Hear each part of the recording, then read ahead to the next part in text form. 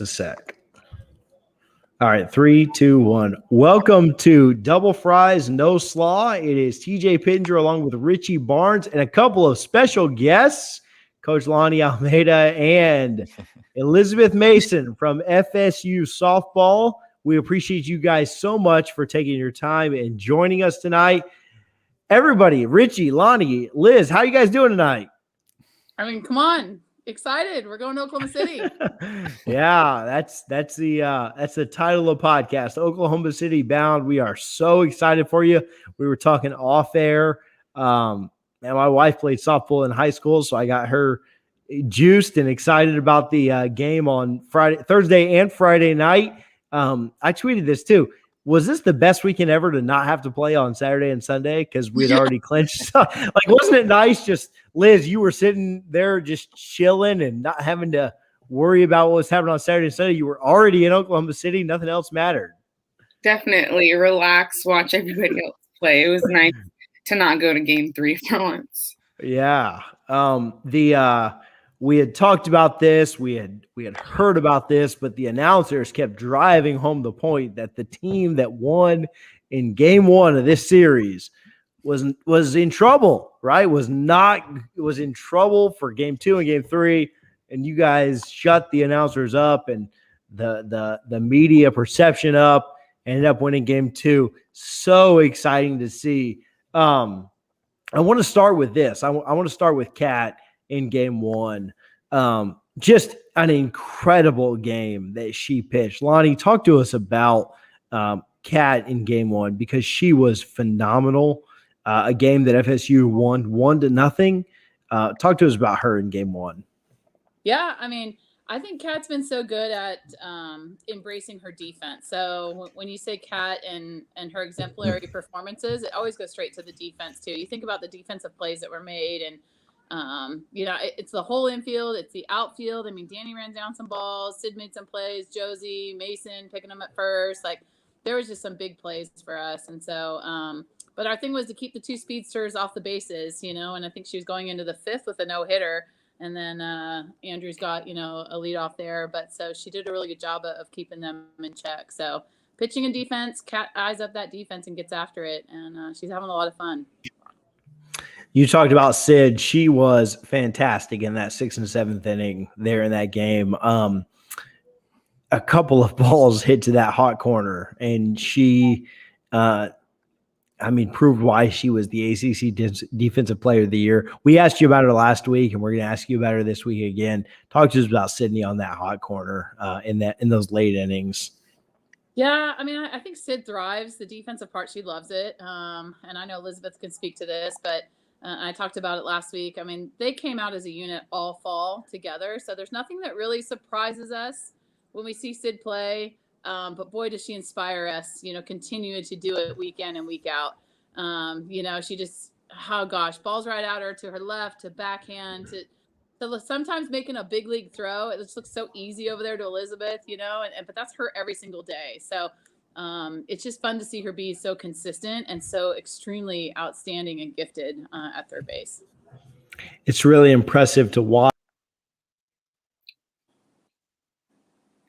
And we lost him. It is impressive to watch her. Yes. Sorry, I lost connection for just a moment, but it really is impressive to watch. We'll have Harlan fix that on the rebound there. She really is fantastic to watch on that fast corner there. Game 2 though required a couple of comebacks, and that's where we'll get Liz in here in just a moment to talk about it. But bottom of the 7th with 2 outs, it really, we talked about this on air or off air. We talked about, man, it really looked like we were about to get to a game 3. LSU had the lead virtually the whole game. The 6th inning, we got 1 back. And then the 7th inning, we got another 1 back to force it late. And then in the top of the 8th, LSU hits a home run. And you think, like, man, everything we've done to come back here, they've just ruined it. Like, they've just hit the home run in the top of the 8th. Like, we just worked so hard to come back. Liz, we'll get to you in just a minute, but Lonnie, talk to us about, Liz stepping up to the plate there in the bottom of the 8th, because that's just unreal. Yeah. It'd be hard to argue that Elizabeth hasn't had some of the bigger swings for this program in 4 or 5 years with us right now. And we always talk about her being a coach's daughter. You know, she's got it in her DNA, the game. But, you know, I think what I've seen with Elizabeth this last month is just really bared down and prepared herself. I mean, she's worked really hard in studying the pitchers, studying the game, studying herself. She's very consistent in her approach. And so anytime she comes to the plate, something can happen. And when you're in a 1-run ball game, a 2-run ball game, a bloop and a blast, or a 1-run ball game, a blast, like, and you know that someone's at the plate that can do that and they're present, you know, that'd probably be the biggest thing. We've been challenging Elizabeth as a coaching staff for a while to be present, not worry about failure and expectation. And she has been lights out for the last, you know, 3 weeks, month right now. And it's been so fun to see. So, I mean, how can you not be excited? You're excited in the first inning. You're excited in the 7th. You know that someone's got the ability to do that. And she did it. Yeah. And we're thankful. Like, Liz, Yes. thank you. Thank you. So Elizabeth, like, talk to me about that, because you're down to your last out, literally 2 outs. You're at the plate. You have to, your nerves have got to be just shaking at that point. And you just hit a home run to tie the game. Did you know right when it left the bat that it was gone? And were you sitting on that pitch, by the way? Because it looked like you were kind of waiting for that, and it just all came together. Well, yeah, I mean, I hadn't had the most success off her rise ball. She kept throwing it, jamming me in. So I was kind of expecting the rise in and trying to defend off everything else. But pretty much off the bat, I kind of knew it was out. It felt really good off the bat. It felt really good. Barrel, like I really squared it up. And like Coach has said, in those moments, the same way it was 1 home run for them, put them up, 1 swing and 1 pitch and 1 home run is all we need. You know, 2 outs, it doesn't matter. 2 outs, 2 strikes. If we have a bat and we have the opportunity, I would say the Noles are never out of it. So it was really an exciting moment for me and for the team. And I am like very thankful that we did not have to go to game 3 and that we got the job done. Yeah, it reminds me a lot of the national championship run you guys had a few years ago, where you lost in the first game out in Oklahoma City, and then it came all the way back. But just you guys have nerves of steel. Like, it doesn't matter. Like, you are just ready to go no matter what. And but what's it like rounding third base, going back to the dugout after doing that, knowing you gave your team hope again at life? Because it, like TJ said, we were kind of ready for game 3, and you kind of said, no, not so fast. We might do it here. Well, in the World Series a couple years ago, it was a little different because that hit against UCLA, I got to round third, and all my sisters were there at home plate waiting for me. And obviously this year it's a little bit different, but it was just a really exciting moment because everyone had worked so hard to get up to that point. Kaylin, Danielle throwing an amazing game for us defensively, doing the best we could. So in that moment, it was kind of just like giving us another chance as a team to finish it out. And it wasn't necessarily the difference maker, but I think it was a really great opportunity to kind of show the softball world that, the Noles can do it. We're in it, and, we're just as much competition as anyone else. Liz, a lot of the former Noles, I've seen Meg on there. I've seen a lot of the old Noles that won in 2018 support the team and be excited about going back. Jessie said she was going to the Oklahoma City. What does it mean to have their support? The gals that won a couple of years ago, what does it mean to have their support behind you while you guys are doing your very best to win another national championship? It's amazing. And we talk a lot about having the culture. We have a set of values, and family is the first value on that list.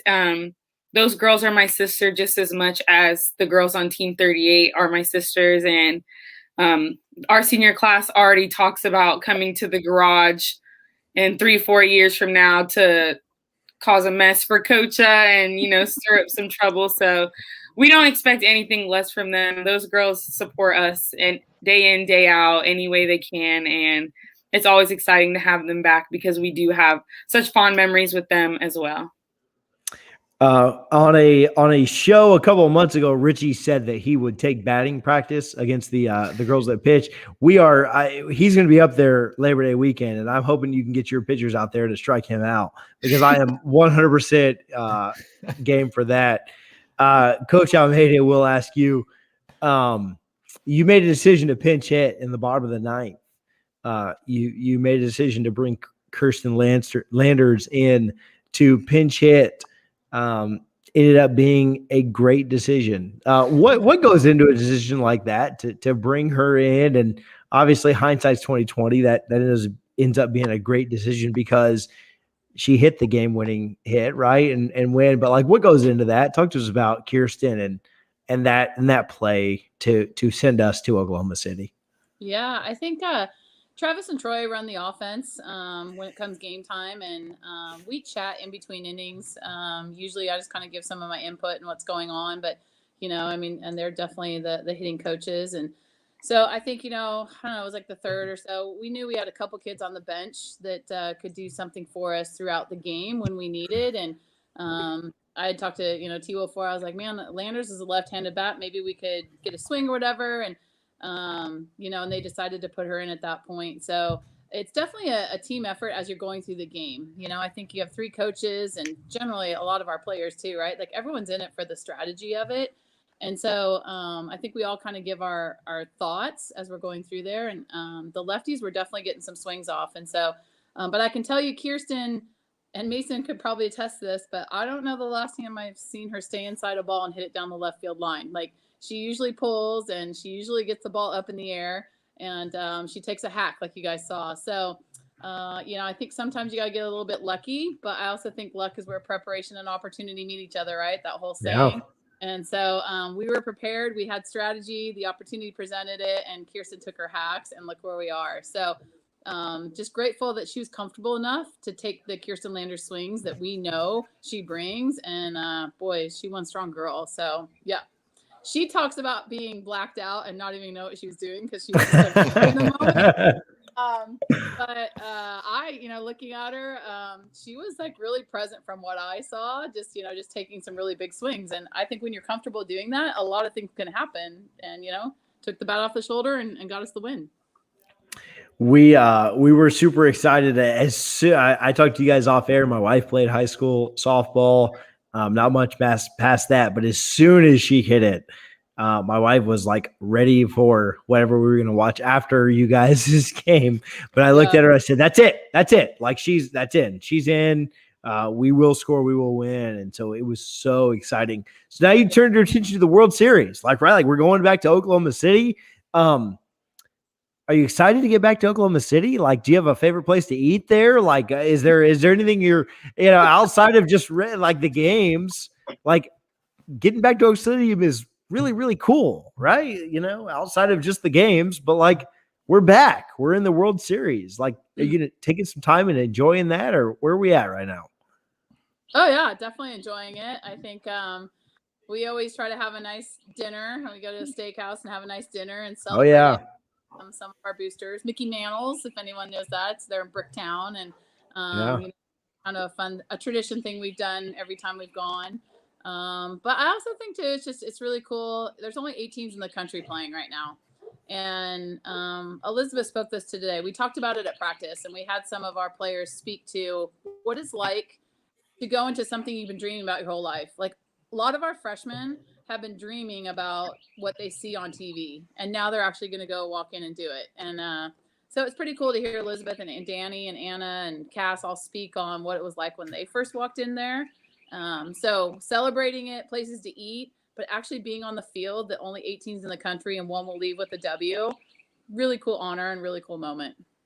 So you mentioned that you go to a steakhouse, and I know Meat, when he goes to Omaha, or Mike Martin, 11 originally, when he go to Omaha, seemingly every single year they have their one steakhouse they'd go to. I'm curious, what's both of you, to Elizabeth and Lonnie, your favorite cut of meat, and how do you get it cooked? How do you get it prepared? Don't say well done here, because we'll cancel. Yes, do not say well done. We'll cancel you so fast. Like we'll cut you off the pod. Like I personally prefer New York strip. Medium rare. Yeah. Perfect. Sometimes medium, depending on how rare the steakhouse goes. But a ribeye isn't too bad either. That's what I ordered for tomorrow's dinner. I'm a mid-rare ribeye guy all the time. How about you, Coach? I'm a ribeye. Yes, I love a ribeye. Yeah. Hunter's right. Yeah, because I can get down with a lot of different cuts of meat. From Memorial Day today, and obviously we're appreciative of those that have fallen and the sacrifice they paid. But we made some fillets at my house today, so you can't really go wrong as long as you get it done. But Liz, I'll ask you this, and then we appreciate you guys' time. We don't want to bore you guys too much or take up too much of your time. But Liz, what's it mean to you to go back to Oklahoma City? Like, talk to us about just the experience. What you're one of 8 at this point, and all of FSU Nation is behind you. There's not a lot else going on, right? Like, obviously the baseball team is in their regional, but football's kind of at a dead point. Basketball, like literally all of FSU Nation is behind you. What does it mean for you guys to get back to Oklahoma City and have all of FSU Nation behind you and cheering you guys on? Well, firstly, on a personal level for me and the seniors, it's just like a complete 360, 180 moment where freshman year I redshirted freshman year. So my freshman year, getting to go and experience this and actually win it. And then now as a senior, getting to return. I think it's just a great moment to be able to be one of the last 8 teams playing, on the dream field that, everyone like wants to be at. But I think as a team, it's kind of like a moment where we get to say, like we are competitors. There were moments during season, I would say, where people, kind of thought we fell off and, very outcome oriented, but just being able to stick to the process and trust the work that we had put in every single day. And now come to the end of season to see everything come together and to know that no matter what kind of team we are, the culture holds us up. And as long as we put in the work and we stay true to who we are, we always have a chance. We're always in it. And, we're always going to be a tough fight for any team that you put on the other side of the field. Yeah, absolutely. UCLA this week as our first game. Virginia Tech played them really, really close. Lonnie, you mentioned last week how good Virginia Tech was and how much they deserve to be here and how they'd have a great shot at upsetting them. UCLA ended up getting the last 2 games and advancing to Oklahoma City. But UCLA game 1, I can't tell you how excited we are for it. My wife and I have already TiVoed it, already have it ready to go to watch. Hey, and we had you last week after the regional win. We had you guys now after the super regional win. We're looking forward to having you guys back in about a week and a half. To talk about this national championship. We thank you guys so much for coming on tonight and taking part of your time to chat with us. But man, this is fantastic. We are so excited about watching you guys. I'm a Lightning fan and a Lakers fan, and so both those playoffs are going on. I don't care about any of that. I just want to see you guys play on Thursday night. I am so jacked about it. It's late. He also likes the Yankees and the Cowboys. No. I live in Tampa. Come on. I'm a Lightning fan. I was going to say Tampa. No. I live in Tampa. My dad grew up a Lakers fan. Come on. But all that said, those teams, I don't care at all. Excited to see you guys play on Thursday night. Yes. And super jacked about it. My wife already knows that kids are down by 7 so that we can watch the game at 9 p.m. on Thursday night. But thank Coach, Lonnie, Liz, thank you so much for hanging out with us, man. Go Noles, and we're excited to see you guys this week. Thank y'all. Thanks for having us. Thank you. Absolutely. Thank you, guys. Bye. Bye, guys. So Coach Almeida and Liz Mason, man, I don't know if you guys were watching it or not, but their game on Friday night was freaking fantastic. Talk about down to your last couple of bats, down to your last strike in a couple of times and coming back. And I literally looked over at Karen and said, it's going to be a game 3. It's going to be an all or nothing. It's going to be a game 3 on Saturday night. We're going to watch it. We're excited for it, but man, I am nervous as hell. And then for Liz to hit that home run in the 8th, and then for us to get a clean ninth inning. A shout out to our pitching staff that really dominated and really, really pitched well. Just fantastic for FSU to clinch their spot in the Women's College World Series. So thank you, Coach Almeida, and thank you for Liz Mason for coming on tonight. That was fantastic. And for it to be stress-free, like no elimination game, right? Like that, elimination games are the worst. And I'm not here to pretend I'm like a hardcore Florida State softball fan. Like I definitely watched the entire World Series run a few years back. But over the weekend I'm not watching. I'm checking my phone. I'm like, oh, I might need to turn the TV on, and they're just, oh man, what a great game! And I'm glad I did not have to turn it on Saturday again to hope that we could win that one. It's so nice to sweep on the road in a super to get to Oklahoma City. So congrats to those ladies. Couldn't be happier. Again, my wife was a massive softball fan and a great softball player in high school, and so it was a lot of fun to watch with her. Richie, let's go around the horn real quick before we get out of here too fast. We don't have too much more before we go. Double fries, no slaw. We didn't mention this. Brought to you by Guthrie's in Tallahassee. You can visit both their locations at 1818 West Tennessee and 2550 North Monroe. Get your box, double fries, no slaw. Tell them we sent you. There's a sticker outside of both locations that says Guthrie's, says double fries, no slaw outside of the Guthrie's. Take a picture of that. Send it to us. We'd appreciate it. We have a couple of things going on right now. A couple of you have asked us, but still, if you send a picture of us, send a picture to us of your double fries, no slaw box, we will send you a free double fries, no slaw sticker. So hit us up on social media, double fries, no slaw, whether that be Twitter, Instagram, Facebook, YouTube. We don't have a TikTok just yet. Richie, make us a TikTok. I don't know what TikTok is, and I'm not doing it. I'm not doing it. Double fries, no slaw on Instagram, Twitter, and Facebook, YouTube as well. We appreciate you guys' support. Let's jump into a little bit around the horn, and we'll get out of here. FSU game times announced for the first three games. We already talked about Notre Dame being a night game, 7:30. Jacksonville State, 8 p.m. game, and then Wake Forest, 3:30. Tell me about Jacksonville State at 8 p.m. and then Wake at 3:30, Richie. Come on, old man. I'm not happy about Jacksonville State at 8 o'clock. We talked about this in our group chat for the podcast. You're like 80 years old is what the problem is. Essentially, yeah. I don't want to be up. Again, if this is a big game, like if we're two top 10 ranked teams, Florida State being one of them, I'm all about an 8 o'clock kickoff. But Jacksonville State, it's a payday. It's a game where paying literally to win to get a free W. I do not want to be up till midnight watching it, but you did mention that the players probably like it. It's probably good for recruiting if we have any visitors on site. So I do get that. I'm not a huge fan of it. The big one for me, man, is that Wake Forest 3:30 kickoff, not because of the time or anything like that.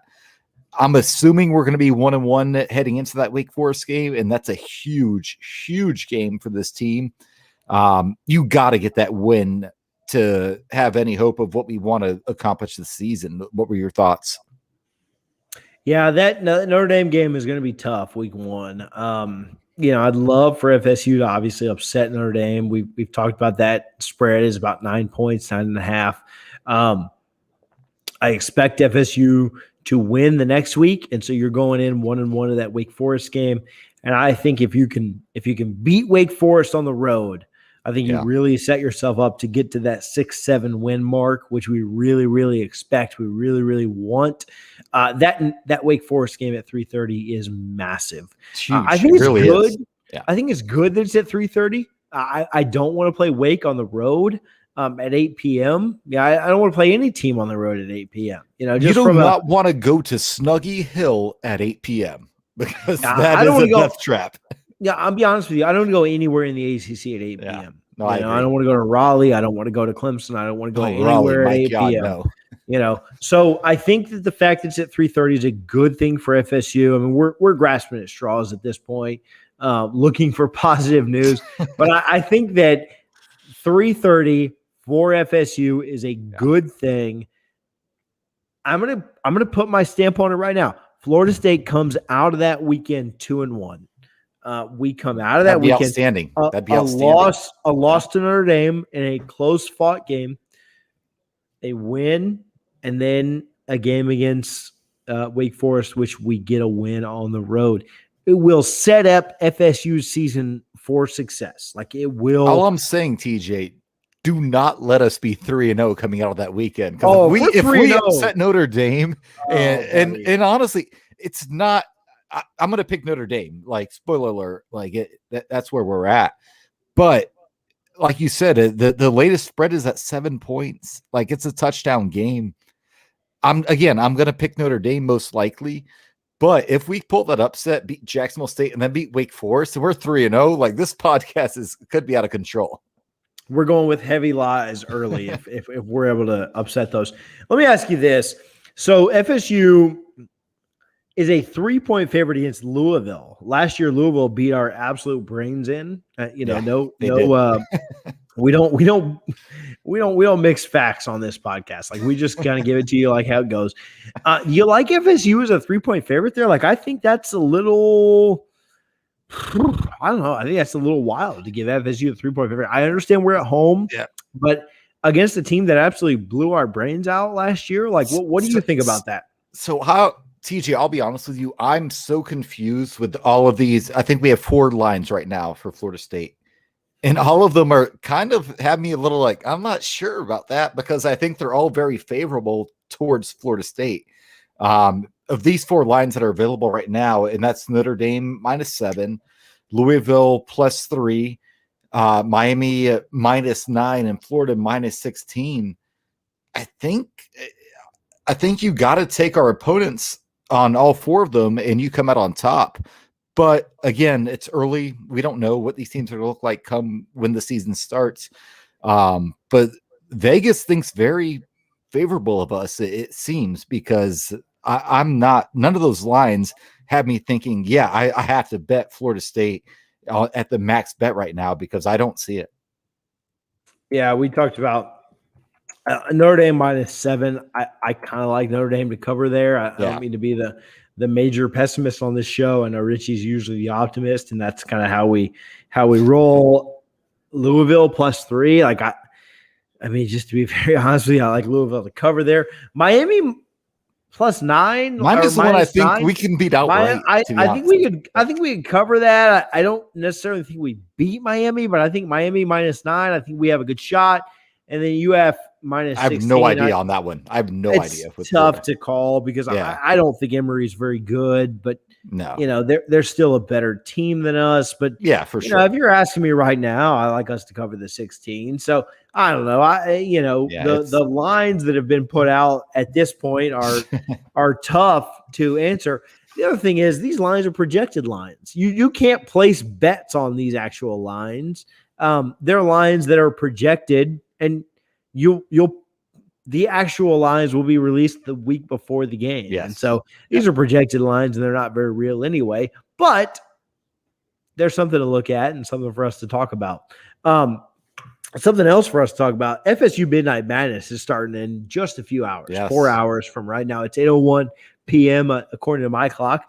FSU Midnight Madness starting in just 4 hours. Travis Hunter, Sam McCall, AJ Duffy, others in attendance, others in the top 40 of 247's rankings, in the top 150 of FSU's rankings. Talk to me about that, Richie. Talk to me about FSU Midnight Madness. Yeah, well, what a great move by Mike Norvell. So the dead period ends at midnight tonight, June 1st. Obviously, midnight is the official open period, I guess you would call it.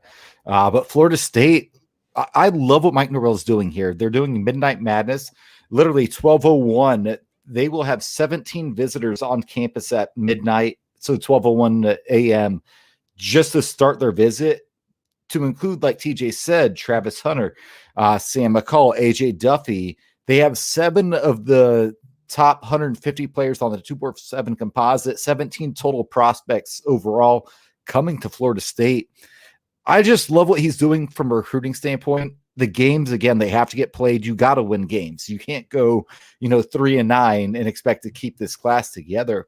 But I love the fact that literally the dead period ends at midnight tonight, and he will have 17 prospects, 7 of the top 150 on the 247 composite on campus, literally in less than 4 hours, TJ. Yeah, it's incredible. I've seen people talk about our recruiting, and I know we got to win games. Like, at the end of the day, we got to win games. We got to get there. Shout out your shirt, by the way. We haven't talked about it just yet. Shout out the Rollcast. Rest in peace, Trey. I'll never forget when I hired Richie to be the producer of the Rollcast. But shout out the Rollcast. But yeah, we got to win games at the end of the day. But man, it is exciting to see what Coach Norvell is doing for this recruiting class. You know, we talk about this all the time. We give a lot of props to the boosters, but if you're not a booster, I don't know what you're waiting on. Go to boosters.fsu.edu right now and sign up to be a booster of Florida State. You know, it goes to not only this FSU football program, which we all love and hold dear to our heart, but it goes to the programs that we've tried to feature on this podcast, and the FSU women's tennis and the FSU women's basketball, FSU basketball men's team. It goes towards soccer. It goes towards softball. It goes to so many things that we hold near and dear to our heart.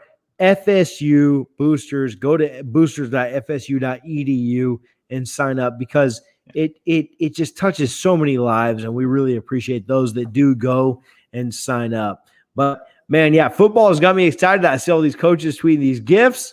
Ready for midnight Eastern. It's just under 4 hours to go. We are super excited for it. Before we get out of here, FSU golf looking to advance. They're in a good spot. I'm looking at the team scores right now. Florida State is 6th at 7 over par. To advance, they need to be about. They're 16 over par. Sorry. To advance, they need to be 32 under par. So they're in a good spot to advance, to be the top 8. Richie, you've been following FSU golf on the leaderboard there? Not as much, to be honest. I've played a lot of golf this weekend, but not been watching. But I have been keeping up. And the good thing for Florida State is, you know, if they advance, these scores reset, right? They go into a match play. We talked about this with Coach Jones Monday night, or I think it was Tuesday night. I don't know. Tuesday last week. Go back to our last show. We talked to Florida State head golf coach Trey Jones. Florida State, the #1 seed in the NCAA championship. But yeah, all they have to do is advance. So it doesn't really matter if they're 15 over or 15 under at this point, because it looks like they're going to advance. Go to match play. John Pack, my goodness. First of all, I just have to mention, he had an eagle today, a 600 plus yard par 5. Beautiful drive, then goes driver off the deck. Anyone who plays golf knows that is the most difficult shot in golf. Puts it within feet for a tap-in eagle. Just this golf program, what Trey Jones has done is phenomenal. Really excited. They are going to most likely advance to the next stage. And again, don't look at the scores, what they are right now, because we don't have to worry about it. It wasn't a great performance, but it's, you know, that survive and advance mentality to where I love us in match play, because 1 through 5, I think Trey Jones has a really good group of golfers right now. Yeah, and Richie says it wasn't great, but I will say it's like, you know, top 6 out of like 30 teams. So like, wasn't great, still top 6 out of 30. So we're spoiled, is what I'm trying to say. So like Richie, if you don't follow our golf program, we are spoiled. We were really good this weekend. So shout out to Coach Jones. Appreciate him coming on the pod. If you haven't heard it, go back and listen to Coach Jones on the podcast last week. I'm going to add Harlan to the stream. Harlan, FSU baseball clinched a spot in the playoffs this weekend. The Ole Miss bracket. I'm going to add you to the podcast because you are our baseball aficionado. It's almost like you have some inside takes here on baseball. But tell us about the Ole Miss region. Talk to us about FSU this weekend. Yeah, so a lot of people thought we were going to be either head to Arizona or Gainesville. I knew a little earlier than everyone else in the nation that we were going to be headed to Oxford before the flex on them. We have an insider here, right? Yeah. Show us those biceps, Harlan. Let's go. And there's already been reports out, so I can say it. Mike is not very happy about, I mean, we're a top 25 team and we're seeded at a 4-seeded tournament at 3. That doesn't really make much sense. It seems like the committee put a lot of weight on RPI, which doesn't help the ACC because we kind of just beat up on each other. So the RPI was kind of dumb to go on it. You saw Alabama get into the tournament with Pittsburgh not, and Alabama, they just solely went off RPI, which is crazy. But for the Oxford Regional, it's really – they had the selection show, and the first thing they said after the whole thing was, what regional intrigues everybody the most? And said, the most difficult region is the Oxford Regional. And I was just like, geez, man. Like, of course we get the most intriguing, difficult one. Yeah. We've got Southern Miss at 37-19 is who we'll play. They are the 2 seed. And then Old Miss, who's hosting 41-19. They're facing Southeast Missouri State, who is 30-20.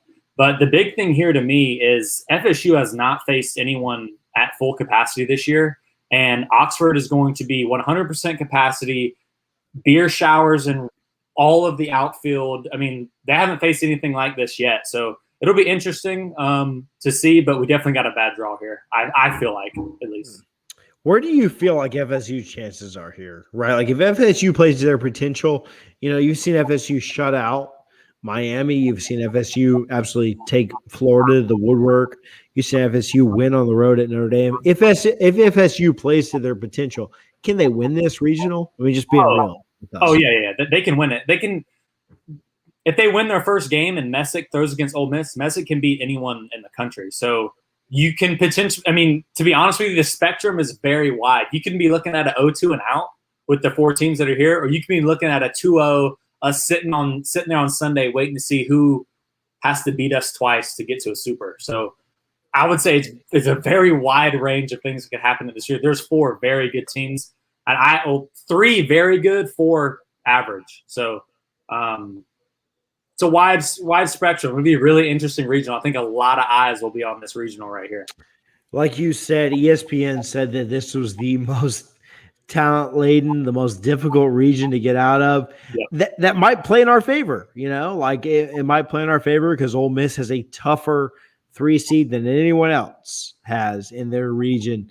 FSU probably – very likely, and we're homers on this show, but probably very likely should have been a 2 seed.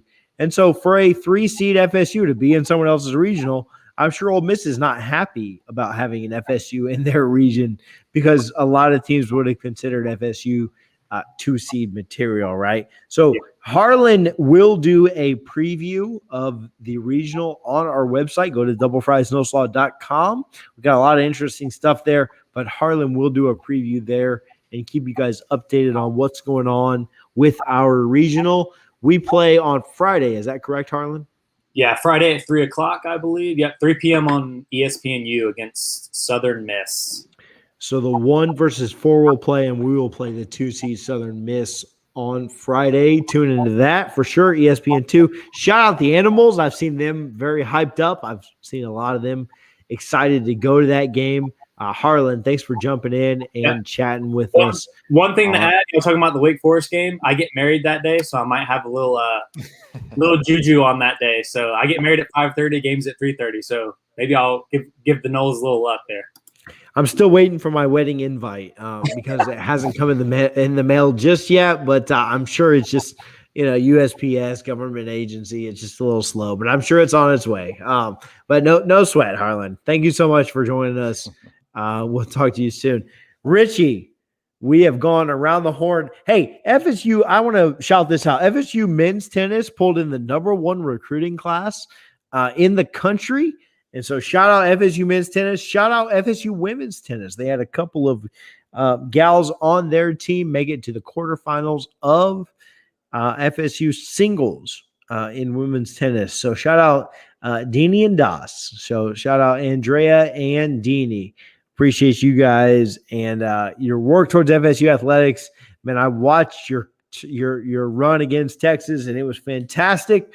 Man, a lot of fun. And man, thank you so much for your work for FSU athletics and your accomplishments for being All-Americans. Yeah. Richie, before we get out of here, you got any any announcements or any what do you call it?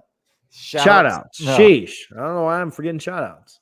Yeah, no, nothing on my end. You know, it was nice, long weekend. Shout out, obviously, everybody who, you know, paid the ultimate price for the freedom of this country. That's extremely important, and we definitely want to recognize them. Yeah, appreciate those who have family members that have fallen in the battles that our country has fought. You know, appreciate those that have paid the ultimate sacrifice. And we're able to do what we're able to do because of your family members, because of those that have paid that price. And we certainly appreciate it. We certainly don't mean to take it lightly.